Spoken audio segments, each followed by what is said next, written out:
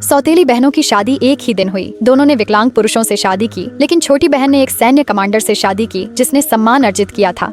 वह गर्दन से नीचे पूरी तरह से लकवाग्रस्त था और अक्सर असंयम से पीड़ित रहता था, लेकिन उसकी माँ उसकी देखभाल करती थी, इसलिए छोटी बहन कमांडर की पत्नी का सिर्फ खिताब पाकर संतुष्ट थी।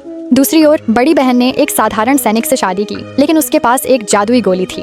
उसने न केवल अपने लकवाग्रस्त पति को ठीक किया, बल्कि उसे सैन्य सम्मान भी दिलवाया। इसके बाद वे दोनों सुखी जीवन बिताने लगे। इसके विपरीत छोटी बहन के लिए, क्योंकि उसका पति लकवाग्रस्त ही रहा, उसे अंततः सेना से सेवानिवृत्त होना पड़ा। यहाँ तक कि जो लाभ वह पा रहा था वे भी छीन लिए गए। कमांडर की पत्नी बनने का उसका सपना चकनाचूर हो गया। जब बड़ी बहन अपने पति के साथ सम्मान के साथ घर लौटी तो ईर्ष्यालु छोटी बहन अचानक वहां घुस आई और बड़ी बहन की हत्या कर दी।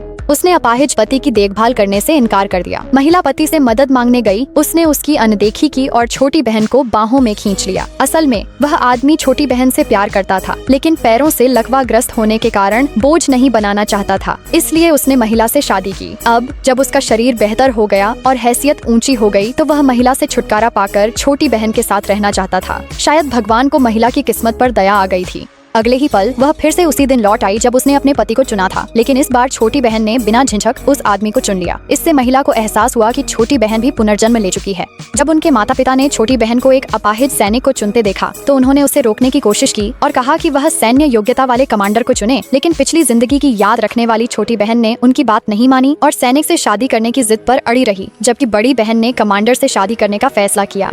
छोटी बहन ने मौके का फायदा उठाकर महिला का मजाक उड़ाया कि वह अब नर्स बनने वाली है। महिला ने उसकी बातों को अनसुना किया और अगले ही पल कमांडर के घर चली गई। कमांडर महिला के अच्छे साल बर्बाद नहीं करना चाहता था, शादी रद्द करने की पेशकश की, लेकिन महिला ने मना कर दिया और कहा वह उसे ठीक कर देगी।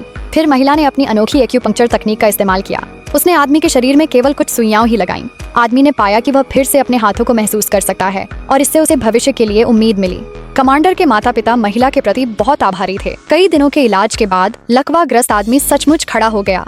जल्द ही वह दिन आ गया जब दोनों बहनों की शादी हुई, लेकिन उनके साथ व्यवहार बिल्कुल अलग था। माता पिता ने छोटी बहन को बहुत शानदार दहेज दिया, जबकि महिला को कुछ भी नहीं मिला।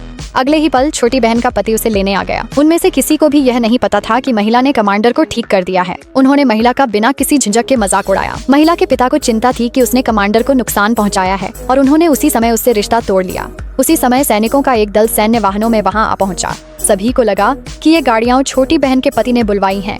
जब पिता ने अंदर जाने की कोशिश की तो सैनिकों ने उन्हें सख्ती से रोक दिया और कहा कि यह कमांडर की विशेष गाड़ी है। फिर कमांडर बहुत भव्य सैन्य गाड़ी में वहां पहुंचे। तभी सबको एहसास हुआ कि लकवाग्रस्त कमांडर अब ठीक हो चुके हैं। महिला के माता पिता को भी इस समय गहरा पछतावा हुआ।